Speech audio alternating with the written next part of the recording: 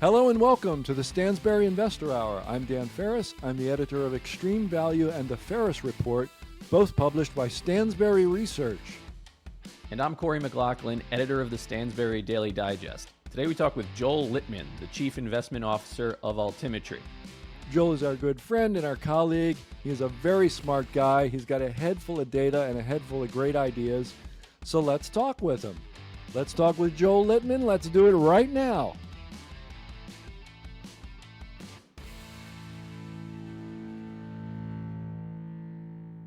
Joel, welcome back to the show. Good to see you again, as always. Hi, Dan. How are you, man? Hi, Corey. Thanks for having me. Hey, Joel. So nobody responded to my my email. They were saying, this guy Joel Littman's going to be on the show, and I shot back, and I thought it was very funny when I said Joel who, and nobody responded. Oh, I thought that was a rhetorical question, Dan. Okay. That's right. Yeah. Joel who? The one and only Joel Littman. I say that to myself often. Who am I again today? How are you guys? Good. How are you doing? Good. Are you enjoying this amazing all-time high bull market that is defying all the 95 economists at the beginning of the year that said we're going to have a recession, the stock market's going to be a bear market, and all the other prognosticators that got it so wrong as to misunderstanding the power of the U.S. economy and the U.S. stock market, even with all the changes that have been happening in the last 8 months. Well, let's talk about those changes, because they're obviously a lot more important than what anybody else thought. Yeah. Sure. Well, one of the things, there have been more than 300 companies that have doubled in stock price. So the idea that they were saying, oh, it's only the Mag 7. I'm like, well, then that'd be 7 companies that doubled. But no, 300 companies have doubled in stock price, right, in the last 12 plus months, which is just amazing. And I would say it's not a bubble. It's not for crazy reasons. It's for fundamentally good reasons. I think that's hard to see when people are using a gap accounting. That's our specialty, is that Wall Street gets it all wrong. Wall Street is beholden to EPS and gap accounting. Nobody worth their salt would ever rely on gap accounting, or they're relying on traditional finance, traditional valuation methods, right? They're building their discounted cash flow models, but they're using a cost of capital that's completely, right, misses the boat on where the true risk of a company is and where companies have such opportunity. That's our specialty. So I assume that's our data. Dan, I like to say this. We don't have opinions. I don't have opinions. I have data.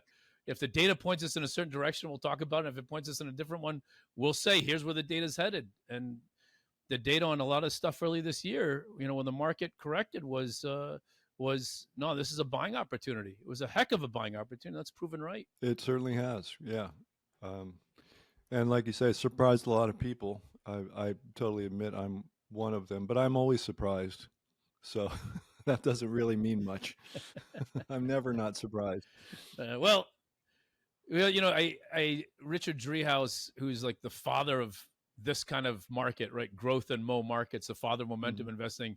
And I got to work with Driehaus a decent amount because I went to school in Chicago, and I graduated. I taught in school in Chicago for a long time.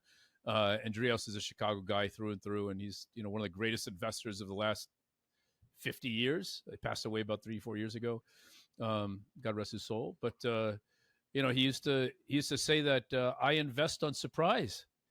I mean, it's funny you say, Dan, that surprises, but he said, I want surprises. I want companies that surprise up, that surprise the upside, that surprise on earnings, surprise on revenue, surprise on any store growth, surprise on customer growth. And he said, and when you look at what's done so well, and I'm thinking of those 300 plus companies that have doubled in price, you find some really good surprises.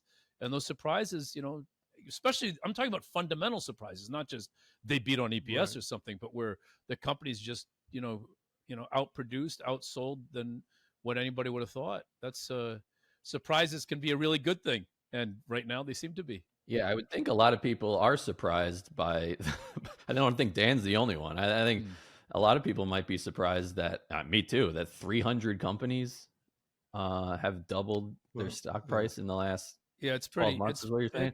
It's pretty amazing. I think that's not even 12 months. I think since the bottom in April. Well, Oh, Since the okay. yeah, bottom since in the bottom in April. April, that's easy to Right. believe. You know. Yeah, Yeah. that's easy. Yeah. That is easier to believe. But it's not just why, April. I mean, it's since the bottom of Yeah. April plus, even just the last year and a half. Think of how strong the market is, and just so many businesses that have Right. just done so well. Yep. Yeah. So and been able to withstand, whatever the tariffs, that's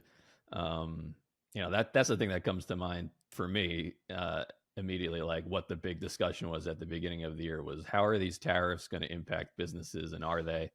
And Well, what you're saying if is you're basically if they you're have, Walmart, they're not. yeah, if you're Walmart and used to be 80% of everything you sold came from China, and they've been trying to willow that down, it's still well over 50% of Walmart. I mean, Walmart's still going to have a tough time. If you're Nike, you can't just move all your sneaker operations to another country. But there have been other companies that have been smart. I mean, Dollar General, you would think, are they in the same boat as Walmart? And you'd say, well, Dollar General, but Dollar General, I think less than 5% of goods sold in Dollar General come out of China.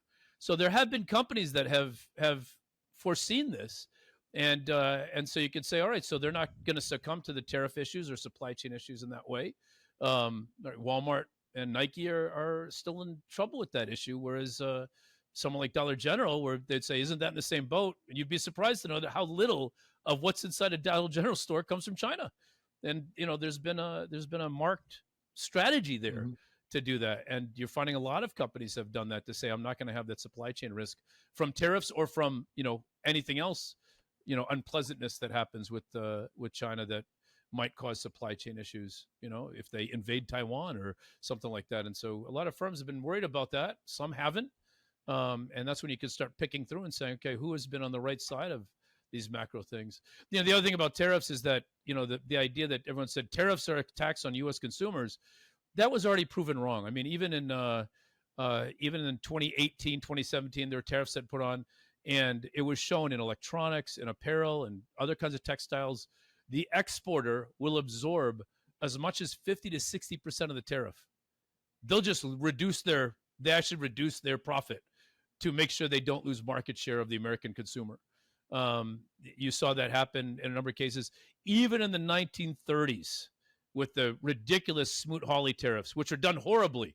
Nothing is, I'll say, as strategic as they are now. I mean, back then it was just, let's just slap a tariff on everybody, no matter what, and crush everyone else's economies without any thought. And even then, that's not what caused the Great Depression. That wasn't the responsible thing. I mean, it hurt GDP, didn't help, but yeah. Probably not by more than 2 or 3%. I mean, there was all kinds of other ridiculous policies that were placed that caused the 1930s. So when you put that in context, you're like, all right, so tariffs, particularly when done on countries that are tariffing us, on countries where there's such a gigantic trade deficit, they can be done in the way they've been doing and produce what we're seeing is a lot of additional revenue to the U.S. government, so that we can see what we saw last month, I think, which is the U.S. ran a surplus for the first time in I don't know how long. Since when? Since Clinton? I mean, a true surplus in terms of cash in versus cash spent. And tariffs had a lot to do with that, right? That goes a long way of helping the U.S. economy and the government over time. And we all certainly want to do that because we love them so much. So let's talk about all the things that sort of that you say that make people lose their minds, because that's what's most fun. So we've covered, but what else about tariffs? Tariffs aren't, they're not nearly as bad as anyone thinks, and not really a tax on the consumer. What else? We were talking about gold before we hit the record button. I like that topic because I know it drives people nuts. I come at it from the other way that drives people nuts, which is to tell them how strong the U.S. dollar is and will remain for some time, and they hate that. Well, yes, they hate that. Yeah, and yet it's true, right? The world is dollarizing; it's not de-dollarizing, and people are like, well, how can you show that? I'm like, well, I think Daniel DiMartino Booth there, she's shown that really good data on pre-pandemic, maybe 8% of the world's goods settled in dollars of the world's trades. Now it's double that, almost 15-16%. Right. Even let me just say, even the super alternative finance people, the alt-fi to the bone, crypto, right? But when crypto says I want to spend my money, what are 99.9% of crypto stable coins based on? Well, it's They're not not. even just that, right? They're all based on dollars, but also when they Yeah. spend money, what do? Well, they go from dollars to crypto back to dollars. I mean, it's just sort of, it's a hokey It's intermediate it. payment Yeah, which system. wasn't the Yeah. intention, when it started, but that is Right. where And it it ended ended up that way right? because you Well, can't get because around the dollar. Like you can't escape it. And the thing about the dollar that people yeah, don't understand is that it's certainly about what happens in the US economy, but it's about the demand for it and supply for it everywhere else. Right? There's I yes, think yes, last time I looked, Bank of International Settlements had it at like 12 or 13 trillion, some huge number like that, of US dollar mm, denominated debt outside the country. That's demand for dollars, right? yes, I yeah, just saw a tweet here about foreign holdings of U.S. Treasuries Mhm. in June yeah, jumped 80 billion to a record yeah, 9.13 trillion. yeah, So all yeah. the talk about tariffs and people dumping bonds and everything, Well, evidently not happening. when you have inflation under 2%, I mean, I know the BLS, the Bureau of Labor Statistics. Um, I mean, their methods are antiquated. They were bad. They're producing bad data in the 1930s. They're producing bad data today. It's just their methods are antiquated. When you look at, there's a number of great firms, in the world of accounting and finance, whatever, right? Altimetry is the top provider to institutions of uniform accounting, and look at the financials. When you look at inflation, there's a firm called Truflation, TRU Yeah. inflation, and not just them. There's a number of other independent groups, and they're all at inflation below what the BLS says. So when you have a dollar that's maintaining its value with inflation at under 2% in all likelihood, that's what we're seeing. I think that's Powell is recognizing that finally, that the CPI number is it's still way too high relative to reality of people's actual spending and what they spend on, and the productivity booms that we're seeing from AI and all kinds of other places, despite what MIT Labs might say, which created a nice correction for some AI companies and AI enabled companies. But no, we're seeing massive productivity from AI, just not in the very, very particular specific study that the MIT Labs did, when they said, oh yeah, AI is not resulting in productivity, but they looked at such a specific kind of project. I'm in agreement with the MIT study. I'm just saying that's not 95% of where people are getting their productivity. And so when you put all that together, inflation is down. Unemployment probably is worse than the BLS is providing. And so to the extent that the Fed, right, might have to cut rates, but they're cutting rates in a really low inflation period already. It's not like cutting rates is going to lead to a 7-10% inflation tailspin. Inflation's low enough that it can absorb some amount of interest rate cuts that should then help spur the economy and help in some areas that, like unemployment, that are probably a bit worse than the BLS is reporting. Yeah, well, they cut rates. We've been thoroughly conditioned, what to expect, right? People will say, well, if I can no longer get 5%, which you already can't get, you're at 4.5 or whatever in T-bills, I'm going to have to go up the risk trail a little bit. And, that's Mm-hmm. not a terrible thing, I would guess, in a lot of cases. I mean, if earnings are growing at 7, 8, 9%, and that's uniform earnings, not just GAAP accounting, right, BS earnings that Wall Street reports, but if what we're measuring is uniform earnings on a real basis, on a real uniform adjusted, calculated the same way over 50 years, Mhm. right, you end up with a PE multiple that's not that bad, but with earnings growing at 7, 8, 9+%, that spells upside for the stock market, not downside, Right. right? Not downside, no recession. Yeah, predicting recessions it's just a horrendously bad business. It really is. Yeah, Anybody who's yeah. honest will say it can't be done, and doesn't need to be done, shouldn't be done. Predicting recessions is just it's a Well, mug's game. It's ridiculous, I think. I mean, so recession is one thing, and then is the stock market going to bear market another? Even ChatGPT will tell you, if you say in the last 200 years, Chat GPT, if you're using GPT-5, right, or Grok, and you say, has there ever been a bear market that lasted more than a year that was not preceded by a corporate credit crisis? And the answer is, it's never happened. As in never happened, right? That even the tech bubble of 2000, where the bubble burst, in 99, corporate credit seized. It seized up. The debt capital markets groups at banks were dead. The desks were empty in terms of trades being done. Nobody was able to issue debt for the life of them. Companies were having trouble refinancing. So even 2000, the quote unquote tech bubble, was still a corporate credit driven bear market. One of the reasons in March, April, May, June of 2020, even in my LinkedIn, I was at that point, I'm like, I'm just going to tell everybody because no one's listening anyway. And we were like, buy the S&P, buy the S&P, buy the S&P. And so when people are asking me, I'm like, look at my LinkedIn. It wasn't like we were going back and forth on the subject. And the reason is that throughout the horrible pandemic lockdowns, corporate credit, at least for public listed companies, stayed unbelievably strong. The banks stayed open, the public debt markets stayed open, and as long as corporate credit's open, you don't have an extended bear market. I'm not saying there wasn't a bear market, but 2020 finished up, the S&P finished up 11% for the year, despite what a roller coaster it was. And that was one of the reasons we had such conviction in March, April, May.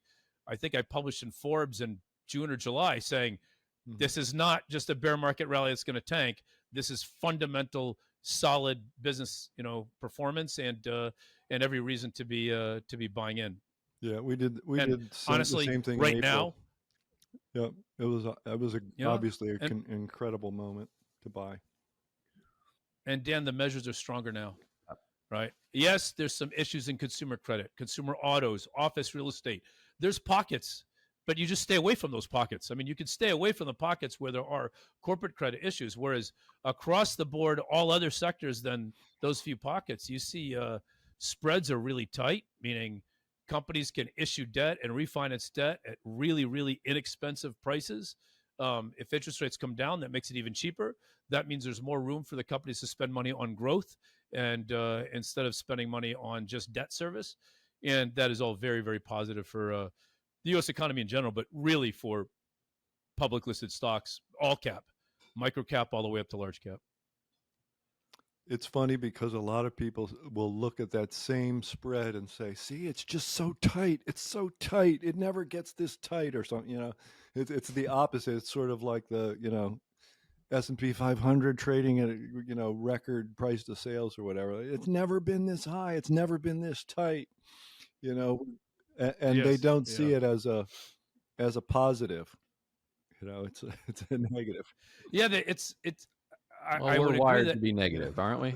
Yeah. I mean, at some point, yes, we watch it because we're saying at some point, if those CDS spreads widen significantly, but they're so good, meaning financing is so cheap and easy for companies, public listed companies anyway, that even if the spread widened 100 basis points, you'd still say it's still really cheap, though. At the end of the day, it still means companies are spending less. That it's not enough for it to move 100 basis points. You'd have to move a lot. And for that reason, it says we'll have a lot of there'll be a canary in the coal mine long enough in advance to tell us, okay, times are tough. And it ain't right now. It isn't. Unless you're out of work, of course. And times are tough. Well, that's the issue, is that's another reason for Powell to say, I'm concerned about unemployment. I think this is where the BLS has been wrong on the CPI on the up, meaning inflation has truly been better than the CPI keeps reporting. But unemployment, when you look at a lot of other independent organizations, unemployment is truly probably worse than the BLS is reporting. And if the Fed's mandate is the dual mandate of unemployment and inflation, then of course Powell has to finally, succumb to this and succumb to the data and say, forget what Trump is saying in the administration. The data is saying you don't have an inflation problem and you might have an unemployment problem. So what do? You ease, right? You ease a little bit and you bring down interest rates, which is what the market's expecting to happen. And we think that's what Powell's going to do. If he does right by the country, he will. Maybe even What by the maybe possibly I'm not sure what our schedule looks like, but maybe by the time people are hearing this, that will have happened. Yeah, no, I don't know what today Right. is. Yeah. Whoever's listening, but if we're in September, we're looking for a quarter and then another quarter. He may surprise with 50, but he's been so inflation concerned over tariffs, despite the data saying Yeah. otherwise, and assuming tariffs lead to inflation, which we've shown don't. They say, well, all right, if exporters eat 50% of tariffs, what about the other 50%? Yeah. I said, well, the other 50% is offset by one of the biggest income tax cuts, right? Cutting tax on tips is probably a $15 billion spur, right, to people having more money to spend. Cutting on Social Security is over $100 billion. Cutting on overtime is probably $85 billion. I mean, you're talking about $300 billion, right? $200 to $300 billion of additional money being in the hands of consumers, right? To say, I can offset the ill effects of those things. On top of that, you truly have oil and gas coming down in price, with the U.S. having some of the cheaper electricity bills in the world. I mean, especially compared to Europe, right? Not as cheap as China, which is willing to burn coal all day long and pollute the air as much as they want, right? So they've been building coal plants like crazy. So electricity in China is cheaper. But amongst nations that care something about climate and aren't burning coal like crazy, the U.S. has got cheaper electricity because we have, virtually, I don't want to say unlimited, but untapped potential of natural gas that the U.S. can put on. And when you think of that and the cost of electricity and the cost of all the things that are dependent on fuel coming down in price, that easily is enough to offset whatever inflation that could come through, the tariffs coming through. And so when you put those puzzle pieces together, you can walk away going, things are solid. I have to squawk up here. I would say pipe up, but I mean a squawk. It's always been dumb to talk about tariffs causing inflation. Inflation is a monetary phenomenon, and tariffs are not a monetary phenomenon. I never knew what anybody. If you say it's going to make the price go up because they're going to pass the cost along to the consumer, we know to some extent that happens. It just does. Now, if it's offset elsewhere, great. Yes, but that's not inflation. Yeah. All price going up is not always inflation, and it's wrong to just conflate it or to think that you're using some type of shorthand to describe the situation, because inflation is a very specific phenomenon. It's not CPI going up. It's not any of those things. It's about the supply of money and credit. There. Dan, I'm with you. One of my favorite newsletters, from back in the 70s, 80s that I read when I was really just a teenager. But then as a young adult, was Howard Ruff. And Howard Ruff, RUFF. And he used to say, explaining inflation as rising prices is like explaining a hurricane as falling trees, right? Yes, it happens. And I think one of the things that we've tried to do, with our research is separate between, is it increasing prices or is it currency devaluation? Right. And trying to get out of just saying inflation and say, let's talk about, are there prices rising? That's something.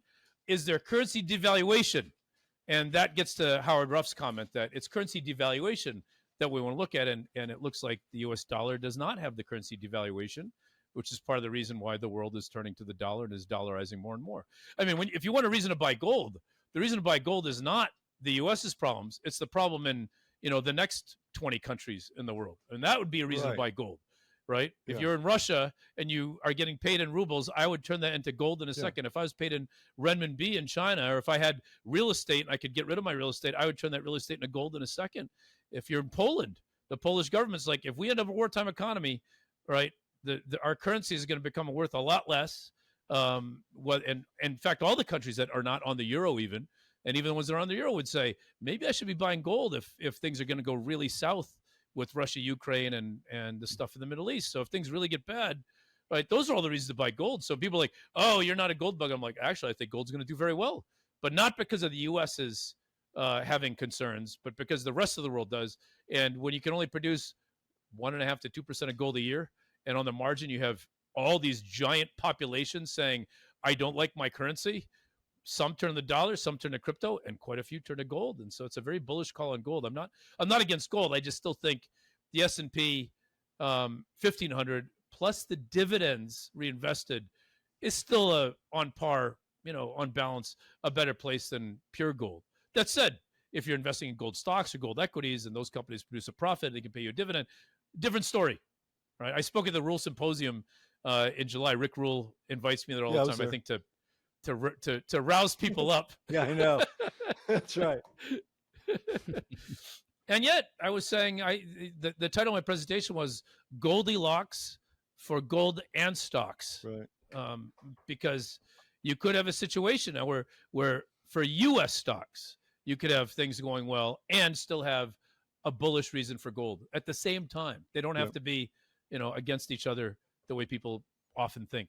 Yep. Yeah. It's often assumed that it's a seesaw with gold on one side and dollars on the other, and it's not. Yeah, I think the fundamentals right now are bullish for both. Yeah, just the fundamentals for the dollar are hard to shake. They're hard to change.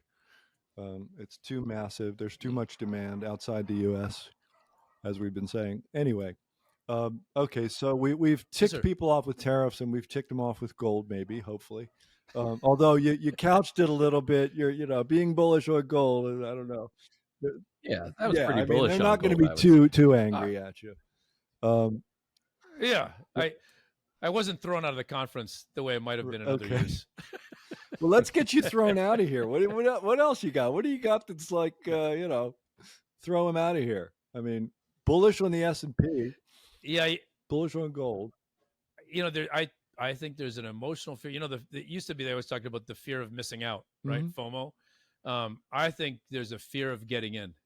When people are looking at the market and at all-time highs, and then they see 300 companies double, right, in just a few months, right? So there's breadth. It's not just the Mag 7 or something. I think people are just worried about getting in. I think it's a mistake. I think that you can get into the U.S. equities, and you can get in selectively. You can avoid the known problem areas, which are obvious.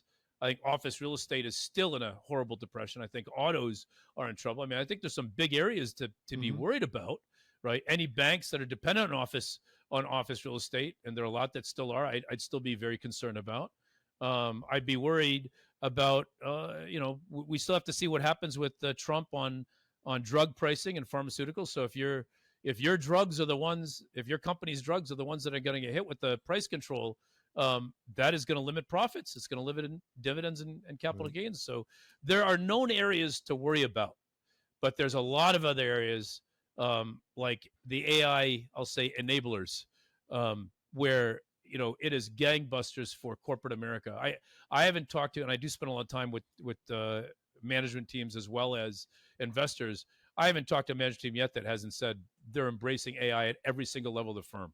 Every level of the firm is embracing AI, right? And to think that AI, 94 to 2000, the NASDAQ did something like 600%. And most of that was post 96, 97. I think today is sort of like 96, 97. We've got another 3-4 years of an AI early inning still bull run, and we're seeing it. We look at the uniform earnings of companies. It's really difficult to see this with GAAP numbers. That's where people, for good reason, will say, well, I don't like the earnings of these companies. I don't like what's happening. But the problem is GAAP accounting punishes the innovators. It punishes R&D spend to this day. Right. In other countries, a company spends on investment, invests in research and development. It doesn't get expensed. It gets capitalized. But when U.S. companies invest, it gets expensed as a cash flow from operations. Right. It's ridiculous. Yeah. On what planet is R&D cost of goods sold? It's an investment, but it doesn't show up under the investment section of the statement of cash flows. So a company could be pumping in R&D like crazy because they know we're going to take this market. We're a leader in our space, and we see this. That's the companies we like to buy, right? The leaders in a growing sector. As Driehaus said, a really good house in a great neighborhood, right? So if we can find those names, the problem is the uniform accounting, the GAAP accounting will tell us something wrong. The uniform accounting will say, oh, no.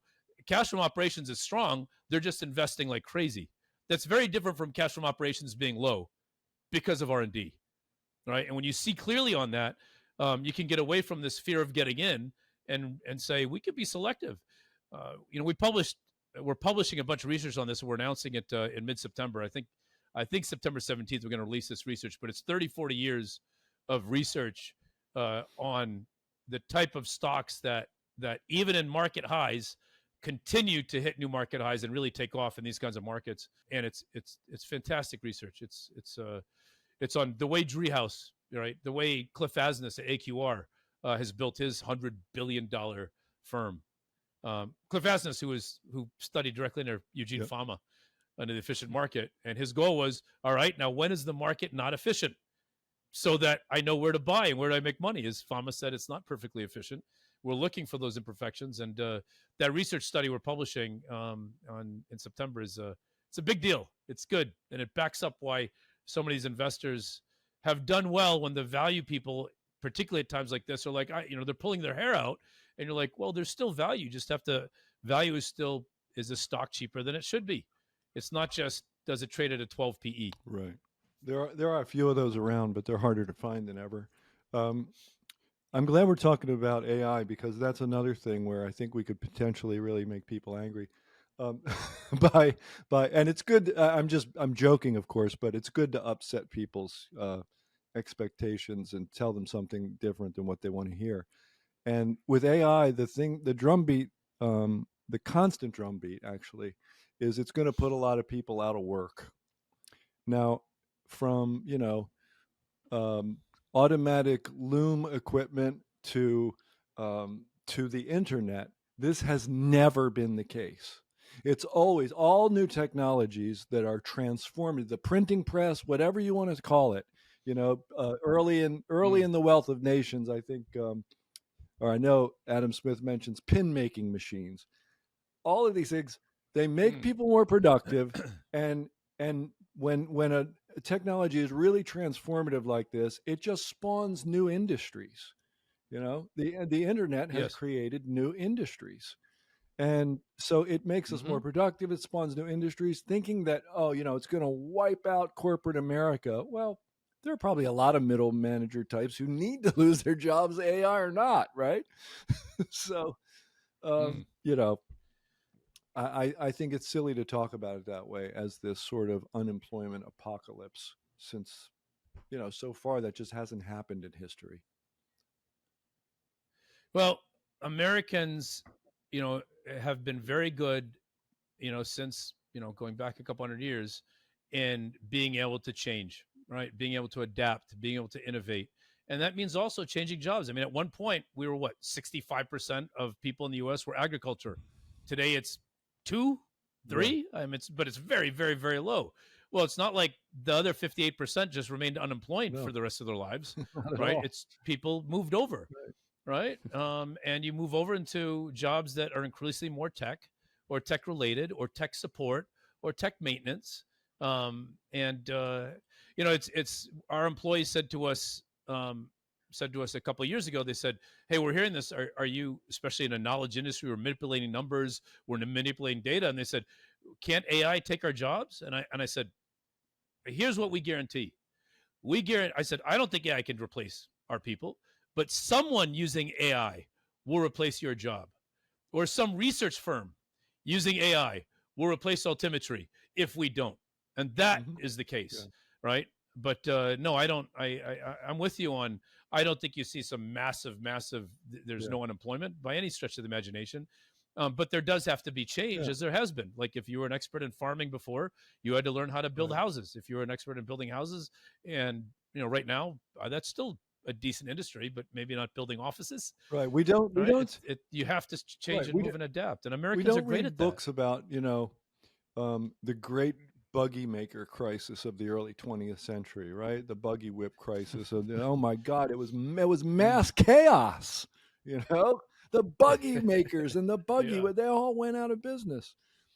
We don't read about that. And as you point out, with agriculture, 98% of the country is not doing anything. It just doesn't happen. And it's like a lot of things in life. It's what's not there, what you don't notice and what you don't see, is what's important. Yeah, Dan, the way I'm thinking about this is like AI is coming towards us, right? But like we just have to adjust to it. And I feel like that's what people and companies, it sounds like, across the board are doing. Otherwise, you're just going to be left behind. and And I'm you pretty might sure lose your humans job. made it, right? Aliens didn't make it. I think humans did. Right. Yeah, I mean, You can't replace humans. I mean, totally, right? Like, what's right. the point? Like, if it did everything for everybody, like it wouldn't work. Like what? like it just wouldn't. And so you need to. I mean, we're creating this thing. I mean, maybe it gets to the point where in like sci-fi, this thing's coming to put me in jail. But I think we'll hopefully put controls on that. Yeah. Yeah, I think we're a long way from 2001: A Space Odyssey. Well, the real thing though is that we'll never see the singularity.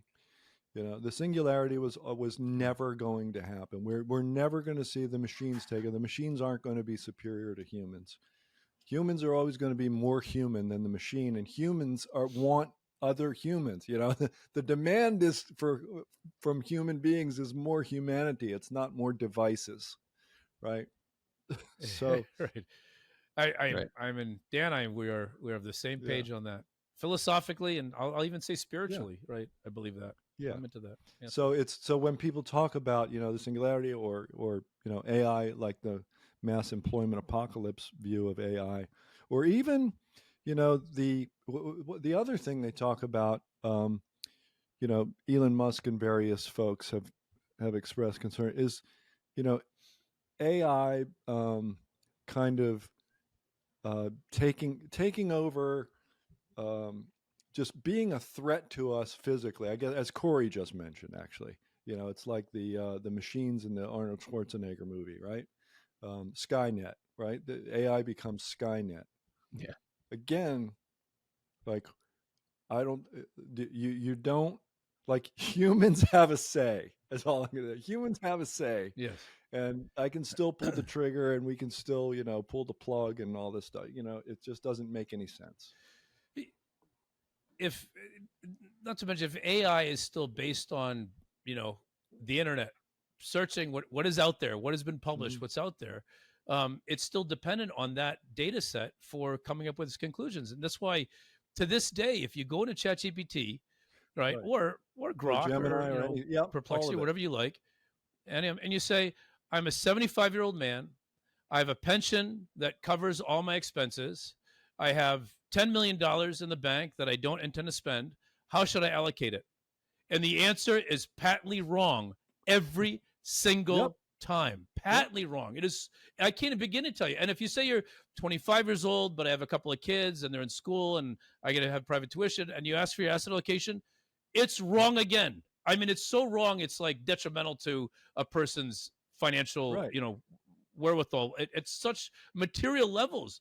And I'm like, if it can't get that right, it's not going to simply say, okay, here's your stock you should buy tomorrow, and everyone just stops using investment research. It's a silly kind of idea. We're always doing it because I was like, at the point that AI can do a better job than we can on corporate analysis, all right, then I got to rethink my business. So far, it's not even close. It's not even the same ballpark. In fact, it's patently wrong whenever we ask things as simple as basic: how much percent in stocks, how much bonds, how much cash, how much gold. And it gives you the wackiest numbers. And it seems to depend on the day of the week. It seems to depend on the phrasing of your question, even though you use the same data. And depends on which database AI is pulling from. You get these crazy answers, right? That it says, it's worse than that. It's so I agree. bad. But it's worse than that, because to some extent, how I ought to allocate is an opinion, and it's kind of a personal thing, you could even say. But it doesn't know facts, and it's like 100% confident, 100% ignorant. It'll tell you. I was looking for the book, which is called "Time Enough for Love" by Robert Heinlein, and I asked one, I forget which one it was. I asked one of them if where and when did Robert Heinlein say specialization is for insects? And then it said, well, he never actually said it, blah, blah, blah. And then the next one I asked, which was Gemini, said, oh, that's in the book Time Enough for Love, published in 1973, and it's part of this speech. And I was like, yep, that's it. And the other one it was 100% confident and didn't know. And that happens repeatedly. I've sat here and had conversations like that with Gemini as well, where I'm looking for. I was looking for mentions of Louis Bachelier. I was talking about the birth of modern finance or something, and and I was like, "You told me that this was in this book, but it's not there," or vice versa. I can't remember, but I bitched, you know, Gemini out for telling me the wrong thing, and it said, "Oh, I'm sorry, you're absolutely correct. I was wrong about that." And I wanted to say, "Yeah," and you were Dan, totally confident that you were right. and, and and Dan, I'm totally with you, and I'll use the speech function, and I'll and people will hear me in the office, and they're like, "Who's Joel talking to?" I'm like, "He's arguing with ChatGPT again." Yeah.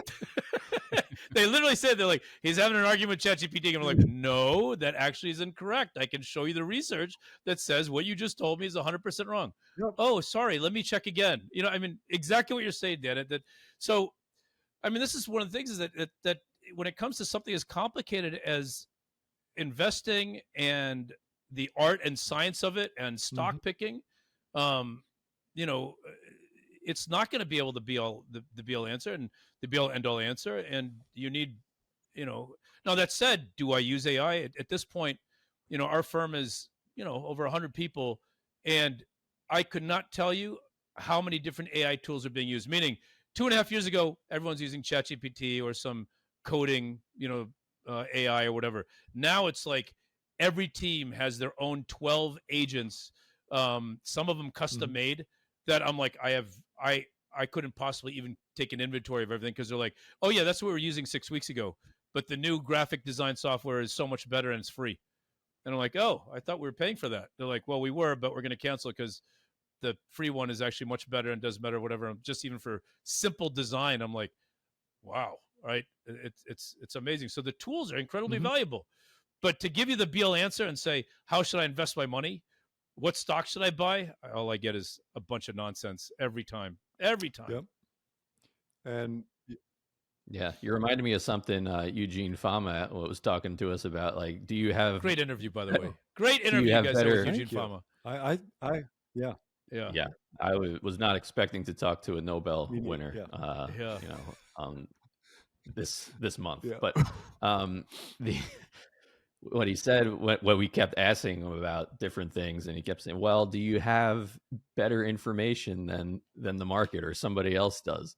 And what Yeah. we're talking about with AI is you might actually have worse information. It's pulling from the wrong things and not tailoring it to what would really work for you anyway. It's Yes. What will provide, alpha? What stocks will create alpha? And it's now a firm using lots and lots and lots of agents that are used and then amalgamated, and then you still have an investment committee that we have that still, the trigger's still pulled manually, right? Fundamental shop like ours, that still works. And I think the AI is unbelievably productive when you use it for a very specific place that you could double check the data quickly, whatever else, and then lead that up to your mosaic of the reason you buy stock.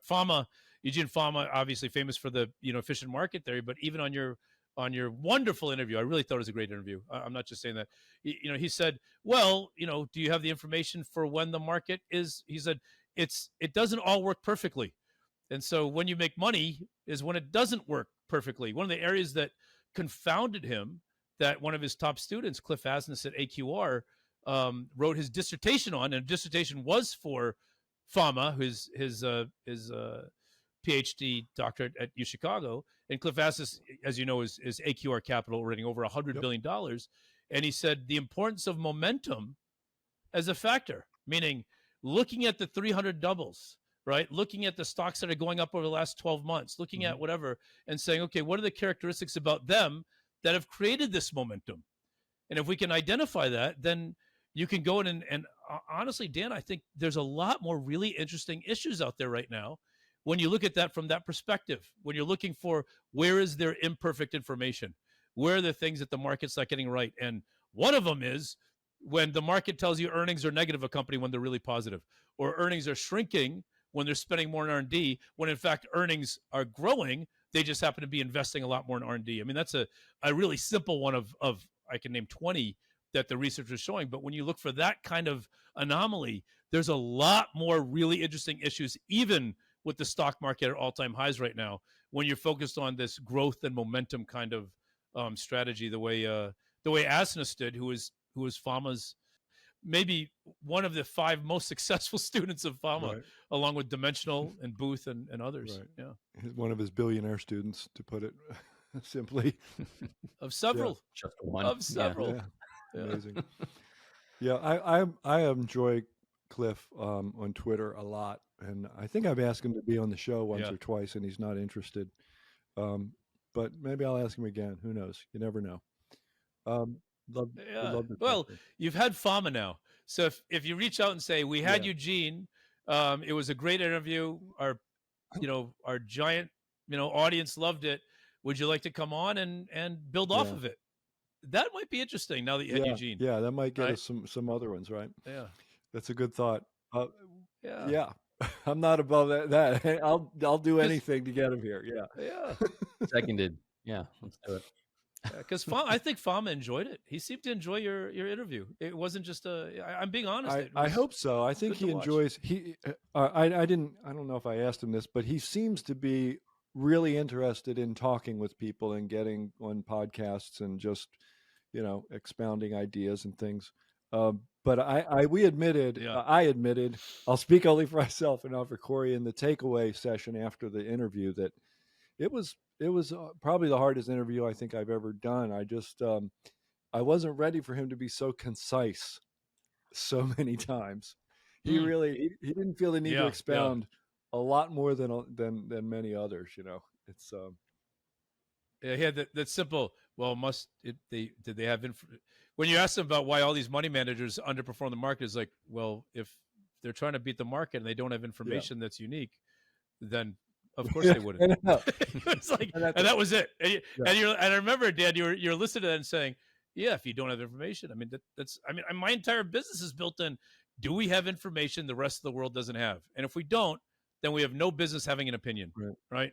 I don't want to hear someone's opinion on some company and they start telling me the same thing I can hear on CNBC or on, in Bloomberg or whatever. I'm like, no, I want to hear data that you've uncovered or dug up, sometimes through primary research, right? Sometimes through primary research, where sometimes did you get on the phone and call 20 dealerships and all 20 dealerships told you something that was totally different from what Wall Street's saying from their research. I mean, that once in a while, picking up the phone or getting out and doing channel checks, can get you some insights that lead to when the market is not perfectly efficient, which is when you make money. Scuttlebutt. So it's great. Yeah, it's great. Yeah, and Dan, I'm with you on the on your takeaway point as well. I mean, Eugene he's 85, 86 years old. I mean, you gotta we'll keep that in mind here. So it was. He also doesn't need to expound. He's short to the point. He knows what he knows, and that's it. And he's as we noted at the time, just hopefully I can do a podcast when I'm 86. He was very, his integrity, his sort of intellectual integrity was on full display, because he refused to let you kind of bait him into saying something about the future. I don't know the future. He just wouldn't do it. So, and he's famous for not letting students ever use the word bubble in his class. And in his class, he's famous for saying, "Don't use the word bubble. Don't use the word." But you could say expectations were built in that were very high, and if they meet those expectations, then it wasn't a bubble.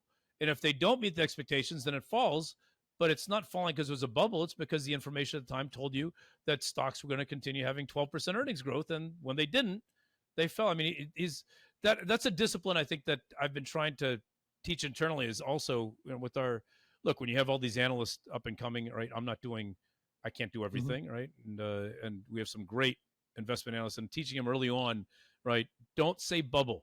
What are the embedded expectations? And that's something you learn from Fama that I think is through and through in our firm, and the way we invest, and the way anyone should invest, is to always think, don't think it's just, the market's overpriced. No, think, what is priced into the market? Now let's have a debate over that. But simply saying it's an all-time high, the market's overpriced, that's right. At least say something that has some data behind it, and then we can debate the data. That is the core of the Extreme Value newsletter that Mike Barrett and I have been doing, that I've been doing since 2002, and Mike's been doing for 15 years now. So it's comparing, because you can't do the other thing. I tried to do the other thing for a while, and I was like, you can't You can't do discounted cash flow. You just can't do it because you'd have to know the cash flows within, some reasonable Yes. probability, and you don't. However, you can plug them in to equal the current price and then tell me, well, Yes. what does that look like? Are things that bad? Are things that good? Are things somewhere in between? You can do that, and that's price implied expectations. Well, That's the way to do it. and that's what our altimeter does. So our altimeter for 6,000 U.S. stocks for every single company, right? We don't say buy, we don't say sell. We're not like Wall Street with some overpriced, underpriced on every company. On every single company, we simply say at this price, here's what the cash flow stream, the ROAs, the profitability of this firm has to look like to justify today's price. Now you decide. I mean, what I like to say is if you're good as a research provider, right? Not just a stock pick, but just providing, because a lot of our clients, just rely on our database. We're setting the line. We're really good bookies. We're saying, look, everybody knows this company's going to do well, but how well does it have to do to justify its current price? And that's what we're modeling out graphically, right? And for, I think it's more 6,500 companies now that we're covering. Because that philosophy of embed expectations is so, I don't want to sound so, I mean, I keep bringing it back to the way we do our research, but man, I live and breathe, I live and breathe research. So what can I say? Hey man, at some point in life, you just got to say, this is who I am and this is what I do. And what you do is pretty cool. So, of course you're going to, that's why we have you here, Joel. We have you here to talk about that, Right. Sorry, Joel, Exactly. Joel, Yeah, who? Joel Who? All right. Yeah, I'm looking forward to this research coming out. It's it sounds exciting. It sounds like it should be appealing to a lot of people, because we hear about the hyperscalers and how much money they're putting into AI spending and all of that, and it sounds like you're getting into that subject a bit deeper. Yeah, I mean, it's interesting when you look at the hyperscalers. A lot of so the statement of cash flow says here's capital expenditure. That capital expenditure is a fraction of the actual investment that the hyperscalers are making. It's a fraction, meaning the amount that they're actually putting is underreported. For instance, R&D is not included in CapEx. If they are leasing warehouses and leasing land and leasing supercomputers, that's not included under CapEx. That's not a capital expenditure under GAAP accounting. We're like, of course it is. They just added, 500, hectares of potential solar power or whatever, land or whatever to the thing, or whatever they're buying into, or all these data warehouses they're leasing and actual physical warehouses they're leasing. And that's not included. None of that's included under capital expenditure and GAAP accounting, right? It's a complete miss. So we have this hyperscalers chart that we show, and when you see it, the growth is far more than people are saying, which means it'll be pulling energy at a much, much higher level than I think people are saying. That people think like there's this energy magic that'll just happen and the energy will appear that the U.S. economy needs. And no, one of our big calls is no, you're going to see electric power producers being able to start pricing at a premium. And it's one of the areas that we think you're going to see growth with stocks that may look a little bit, all right, 24, 25 times earnings. And we're like, we may look a year from now, those companies are trading at 35 times earnings on earnings growth that's 20% higher. Those are the kinds of really interesting ideas that pop up in these kinds of markets that you can find fundamentally. And Corey is, thanks for tuning in when we do our when we release that research. I'll be watching. I think September 17th. September 17th. What do you call this? Is this your AI report or what is it? Growth and momentum. Growth and momentum, because it's not just AI. I mean, U.S. supply chain infrastructure with all these businesses that are having to get built. I mean, if someone puts up a new industrial plant because they're going to start making widgets, right, in the United States because they want to avoid the tariffs and they're not going to make it overseas, you need an entire infrastructure to support that business. It's not like they just put up a company and whatever. You need everything to support it. That means more roads, more bridges, better bridges, better roads, and all the other cabling and telecom infrastructure that is going to have to go in to support this unbelievable renaissance that we're seeing that we're in the early innings of. So when you think of that, there's all kinds of growth and more places to be looking at, growth and momentum. and that's a big piece of that research we're showing on in just a few days, I guess. The Gromo report, it sounds like. Old friend Mo. Growth and Mo. Yeah. Our clients, our institutional clients, will say growth and Mo. So I'll stick with the way our clients talk. All right, so we'll look for that on the 17th. And is there like a presentation with it or something that folks can sort of? Are you just going to publish this, or is it going to be a presentation, like a video presentation with it or anything? Oh, we're gonna. I actually, because there's a veteran in the space, Whitney Tilson. Whitney and I are gonna actually have a nice discussion about it. I won't even say debate because I think he's lining up where our research is showing. But we're gonna discuss it on that program. Okay. No, it'll be a big event. Right. It'll be a big event. Good. Yeah. All right. We'll have to give folks a link to sign up so they can watch it, I think. Yeah. Yes, sir. Yeah, I'll get you that. We got to do that. All Of right. course. So we've hit. It's time for our final question. Same question for every guest, no matter what the topic, even if it's a non-financial topic. I love Same it. question. And you've answered it before, but I'll restate the question just so, in case you don't remember. And if you've already said it, by all means, feel free to repeat it. The question is simple. It's for our listener. If you could leave them with one takeaway, with one thought today, Joel, what would you like it to be?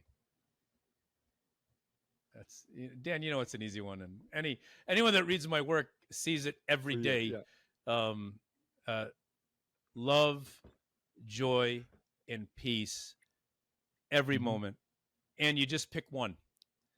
Right? I don't know if you can do all three, but there's some days that I'm just like, I am so blindsided with things that happen and frustrated, and I don't know what to do except to say, I'm just going to find some peace in it. And just radical acceptance, this must be the way it is. And there are other times where I'm working on something and I couldn't be more loving and caring about that situation, whatever it is, where I'm just like so into it. And other days where something just happens that is such a nice surprise and you just experience pure joy. And all I'm thinking is, and all I'd say is the more we focus on that love, joy, and peace, the more we create our future in a way that whatever our future is, future of finance, future of accounting, future of our families, our relationships, the more love, joy, and peace we exude, the more our lives become loving, joyful, and peaceful by default. Well, what else are we on this planet for other than to experience that? Great answer. And I know, I want our listeners to know, I can always rely on Joel for a philosophical answer and a good spiritual philosophical answer. And I knew I was going to get one, Not disappointed. Yes. Love, joy, and peace. Love it. I might write that down and just hang it on my desk here. So thanks for that, Joel. And thanks for being here, man. Cool. Dan, Corey, great to be on. Thanks. And just great what you're doing too. I mean, you heard me say it many times, but you've been getting some great guests, great conversations. I mean, really, I love your show. So thanks for having me on, being a part of it. Really. Thank you. Yep. Folks, on Wednesday, September 17th, Joel will unveil the biggest investment breakthrough in the history of his firm. It helps you to isolate potential 100% winners with startling accuracy and is directly linked to the hundreds of stocks that have doubled in just the last 6 months alone. More importantly for you, it could help you see potential gains of 500%, 800%, even 1,000% by this time next year. Although all the top 10 global investing houses follow Joel's work, his breakthrough market discovery is reserved for those who tune in live on September 17th. That's this Wednesday. Best of all, you can beta test this new breakthrough right now, free of charge, and punch in your existing holdings to see whether they're destined to double or nosedive. I strongly recommend you try it for yourself immediately. Head to www.2025breakout.com. Again, that's www.2025breakout.com, where you can get all the details directly from Joel's team. I consider this must-see for all Investor Hour listeners. One last time, that's www.2025breakout.com. Don't miss it. Opinions expressed on this program are solely those of the contributor and do not necessarily reflect the opinions of Stansberry Research, its parent company, or affiliates.